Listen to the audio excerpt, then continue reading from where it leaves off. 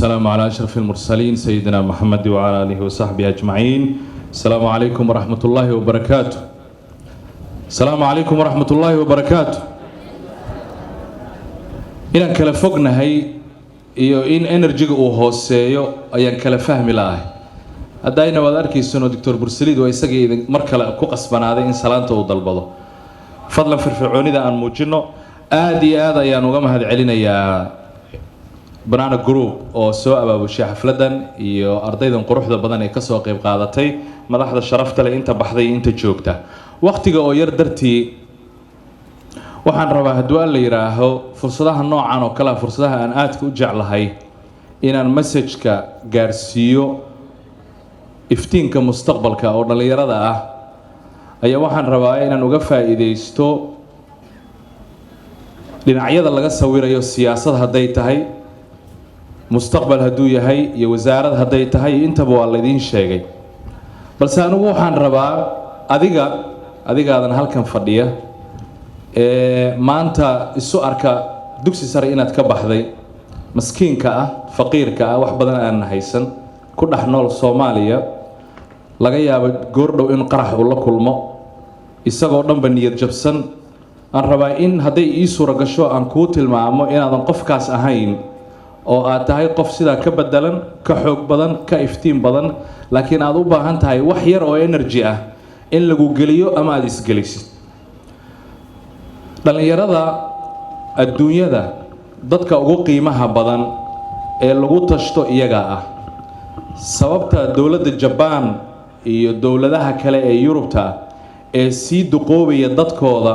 50 sano iyo wax la mid ah hadii la fiiriyo la leeyahay mustaqbalkooda waa bas waxa weeye qof kasta wuxuu dhali leeyahay qofkii bedeli lahaa marka inaga waxaad arkaysaa 75 80 hadii dhalinyaro oo wadanku yahay macnaheedu waxa weeye mustaqbal ka iftiin badan ayaanu leenahay dad yow fara badan laakiin dhalinyaro noocee weeye dhalinyarada la rabo dhalinyaradii 80meeyadii kuwii 90meeyada ma aha kuwa la rabo waxaa loo baahan yahay waxa weeye dhalinyaro qarniga 21aad la jaan qaada la socota waaqica ka faa'iideysata teknolojiyada fahamta awoodda ay leedahay waxyaabahan rabo inaan la wadaago akhyaarta halkan fadhida waxa kamid ah qof waliba oo dhalinyaro ah waa inuu hubiyaa inuu diyaar u yahay qarniga 21aad maskax ahaan fikir ahaan aqoon ahaan iyo xirfad ahaan intaba qarniga 21aad uma baahnid inaad jaamacad ka baxdid shahaado PhD qaadatid master qaadatid uma baahnid noloshu way ka fududahay 100 jeer siday ahaan jirtay kaliya waxaad u baahan tahay inaad leedahay xirfad inaad yadadiilo kugu jirto inaad hal abuurnimo la imaan kartid taana kuma xirno jiil gaara kuma xirno qabiil gaara kuma xirno qoys gaara kuma xirno inaad meel gaar ka soo jeedid kaliya waxaad u baahan tahay waxa weeye inaad hoos isu fiirisid skillska loo baahan yahay kadibna dabaqdi adiga naftaada hadaadan ku xisaabtamin oo aadan fiirinin oo ogaanin meelaha aad ku liidatid kadibna meelahaas inta aad iska kabtid aadan tashanin cid ku talinaysa ma jirto waxaad arki doontaa dawladii hormartay dalkii oo dhismay adigiyo baaba adiga markaan ku leeyahay adiga shakhsiga qofkaagan weey qof waliba markuu isdar yeelo oo isagoo wax isu qabto ayuu naftiisana wax tari karaa dadka kalena wax u qaban karaa qodobka labaad ee muhiimka ah raba ardayda iyo dadka meesha jooga ee dhalinyarada kula taliyo marmarsiyooyinka la iska dhaafo excuses ka nolosha waxyaabaha dadka baabi'iyo weey no more excuse ma samayn karo rafaad baa wadanka jira waan socon laanahay wadada way xiran tahay qarax baa jira balana waxaan excuse-ka tirada badan ee jeebabka nooga buuxa waa inaan iska daadinaa wax jira ma jiro oo khayr aan ahayn sababtoo ah inta dhimatay Allah u naxariisto inta dhiman doonta Allah u naxariisto inta nool Allah u naxariisto kulli Allah noo wada naxariisto waa qadar Alle Soomaa laakiin waxaad arkaysaa dad badan in noloshooda ay ku baabaaday excuseska nolosha iyo amniga iyo wax ka jira wadanka inay markas ku marsoonayaan hormuud Somtel telecom Soomaaliya dahabshiil shirkadahan waaweyn Salaam Bank Hebelka Bank waxaan waaweyn ee dhisanay maanta wadankii uu ku faanayo ma waxa ay samaysmeen xilli aynan xabad socon dib uunan jirin mise waxa ay samaysmeen xilli dib uu jiro of course xilli dib uu jiro millionaires Soomaaliya laga helayaa billionaires la helayaa lama xisaabin lacagtaasna waxa ay abuureen ama ay sameeyeen iyadoo dibka lagu jiro marka angalka dibka aad ka arkaysid waa mushkilada jirta qofna dibka intuu arkay ayuu wuxuu u badashay inuu ka dhigto gabigiisba stepping stone dhagax yar oo ku taagsado dib soo ma jiraha dibka laftigiisa dul mariya oo ka dhag okay dhinaca kale uga gudbay ninna dibkii baa la dagay waxyaabaha aadka loo baahan yahay waxa kamid ah dhalinyaradu inay bartaan dulqaad waa inay yeelataa dugsi sare ka soo baxay ama jaamacad buu ka soo baxay jaamacad baa waxa la geeyay shaqo internship baa meel loo geeyay shirkad baa lagu daray bil ma joogi karo internshipkii way la fadhin laayihiin way tababaran laayihiin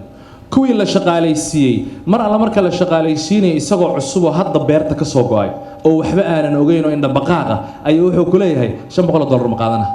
$500 ma ahan shalaab timida goorma $500 dulqaad ma jiro mar raba inuu intuu fadhiisto shirkadii galo isburuuf gareeyo kadibna loo garto qiimihiisa macnaha adiga fiir lacag sidaba gorgortan ma leh hal shay gorgortan leh value dhinaciisa ka gorgortan waxaad tiraahdaa aniga value waxaan soo kordhin doonaa sidaas shirkadaha consultancy aan u sameeyno magaalada ayaa markaan qabanno lacagay wax la isku qabtaan waxaan yiraahdaa lacag ana iskala sheegashadeeda adigu value waxaad leedahay inaad sheegatid nooca aad rabtid laakiin 1,000 iyo 5,000 iyo 10,000 iyo ana sheeganay it's not you 10,000 aan kula yahay laakiin adaa waxaan rabaa inaad tiraahdo 10,000 haday tahay waxaan u baahanahay this and this and this and this taas adaa iskala tan kale ana la in badan oo kamid ahna waa ku qancaan because haddaad la timaadid value u dhigma lacagtu sidiisa waa sheeko mushkilo male lacag waa bixis waana qaadasho culays ma lahan laakiin ma noqon kartaa qof value leh oo nolosha wax ku soo zaa'idiya waxyaabaha marka la rabo ardaydu inay bartaan waxa kamid ah dulqaadka nolosha dulqaad la'aan ma soconayso imaaraadka waxaan ku arki jiray hindi tiro badan oo imaanaysa wuxuu ka bilaabayaa dabaqan dheer qaybta ugu hooseysa inuu xaaqid ka bilaabo waxaad arkaysaa isagoo maqaayad ka shaqeynaya triple master ama double PhD waxbuu wataa halkaasuu ka bilaabay maalin walba journalku akhriyaa tartiibta ninkii aad ogeyd ee halkaas ku jiray waxaad arkaysaa maalinta dambe interview la soo dhijiyay isagoo galay ku gudbayba elevatorka isagoo sii fuulay oo suudka uu xiran yahay aad maleynka rusay wuxuu jiraan waa yes you know I made it gone that's good dulqaada wax lagu gaaraa keenna hadda freshka ma lahan dulqaadkii kan PhD-ga uu leeyahay arrimahaasna arrimo u baahan way inay isbedelaan once and for all waxaana loo baahan yahay qofku inuu ku xisaabtamo in time uu u baahan yahay laba shay waa inaad kala barataa timing iyo time wax kasta oo nolosha wanaagsan waxay u baahan yihiin waqti laakiin timingka inaad isku soo aadisid meel hebel waa arrin kale inaad weynaatid waxay u baahan tahay time inaad wax baratid waxay u baahan tahay time inaad kobocdo lagu aayo in lagu bogo in lagu sacbiyo inaad madax noqotid inaad wax noqotid waqti u baahan marka waqtigaas waxaan idinku kala talinayaa gada waqtigaas by that time ogolow nolosha midda kale in waqtigaas aad qaadatid daacadnimadu waa hanti weyn oo qof kasta iska leeyahay daacad ahaw daacadi ma hungoodo waxba laalaab ha gelin waxba kuu tari mayso shahaado bug ah waxba kuu tari mayso luqluq inaad gashid been ha isu sheegin beenta ugu weyn oo la sheego ma taqaan inta adduunyada la joogo inkastoo been way beenta oo kulli aynan banaanayn waa beenta naftaada u sheegtay iska daa beenta u sheegis wallahi anuu caafimaad qabo ma sha Allah aad iyo aad caafimaad qabo wallahi hebel ana wuu ogyahay inuu cudur hayo imtixaanku waa gudbay waa baasay dugsiga waa ka baxay jaamacad waa dhamay wuu ogyahay inuu waxba aqoon wax ka foolxun ma jiro hagaadhana waa lagu qaban doonaa adigaana is og inaad eber tahay fadlan runta isu sheeg wajaha arrintu kadibna waad ka guulgaari doontaa waa la hubaa dhagaysiga waa in la bartaa fadlan dhagayso ardayda waa u sheegaa imisaa dhagood baad leedihiin 2 imisaa af baad leedihiin 1 u isticmaal sida ay kala yihiin de use them proportionally 1 saac dhagayso 1 saac hadal 2 saac wax dhagayso daqiiqad hadal 2 daqiiqo wax dhageyso dulqaad ma lihiin markaad u sheekeynayso wuxuu kale sug wax yar aan ka dhaxgalay oo waxba hay dhaxgalin waxay sug dulqaado wax dhageyso faham qofaan wax dhageysanin wax ma fahmo annaga fasalkiisa ku dhex jiro inuu ku dhageysanay hadda oo waxaanu madax la isu keenay oo dadkan waqti laga soo qaaday qaar baa mobile ku mashquulsan ku dhageysanay yacni dhageysigu waa mihnad muhiima oo qof kasta loo baahan yahay hadduu yahay madax iyo hadduu mijo yahay inta ka dhaxaysaba waa wax aasaas u ah anshax yeelo fadlan dhallinyaraa tahay anshax yeelo hoos fiiri ka gabo waxyaabaha qaarkood politenessku waxa weeye qurux weeye maamaada ingiliishku waa taqaanaanoo beauty maxay dhaheen is the skin deep beauty is the skin deep haddii la fasiro maxaa noqonaya quruxda waa midda ku dhex jirta maqaarka hoostiisa ma aha maqaarka korkiisa waa is caddayn kartaa mushkilo ma lahan waa is qurxin kartaa barfuun waa is mari kartaa laakiin wax ka bedeli mayso gudahaaga iyo cidda aad tahay anshaxa akhlaaqda diinta wanaagga hadal macaanida aqoonta deganaanta taasaa ah midda quruxda ah anshax iyo akhlaaq marka qofka inuu yeesho oo uu la koro wax weyn ayay noloshiisa u taraysaa isbedelada nolosha qaabil isbedel ha diidin isbedelku lama jeclo isbedelku waxa weeye qof kasta uu necab yahay hadda haddii lagu yidhahdo wax kale iska dhaaf kursigan ka kac kaas fariiso naftu ma jeclo wax yar qaybta dambe tag muxuu noo kicinayaa oo kale muu iska keen dhaafa and that's natural dabiici waa mushkilo ma lahan laakiin maxaa loo baahan yahay adaptive noqo la qabso isbedelka nolosha haddaadan la qabsanin waa dabar go'i doontaa tusaale jira loo soo qaato dinosaurka xayawaankan la yidhaahdee oo foolxumada badan oo dherarka badan waxay yidhaahdeen 5,000 sano hadda ka hor xayawaan wuxuu ahaa caana oo la yaqaano xaguu ku dambeeyey waxaa la yidhi hawadaa isbedeshay kulayl waxaa yimid hayr caadiya kulaylkii wuu la qabsan waayey xayawaanadii kale way xeeladaysteen mid ordoo meel gala mid god qota dinosaur wuu la qabsan waayo sidaa darteeda u dabar go-aya leeyahay sidaa darteed qof kasta oo la qabsan waayo isbedelka waxaa la yidhahda hey man watch out si fiican isu ilaali you may be distinct inaad dabar go-daa laga yaabaa as dinosaur haddaadan la qabsan so qofka waxaa loo baahan yahay meel kastuu taga la qabso tag dibadda la qabso waddan kale tag la qabso laakiin mar waliba asalkaaga iyo arrimahaada ilaasho hal abuurnimada waa aasaas wax la imaaw qorshe la imaaw banana group ma aynan jirin sanado ka hor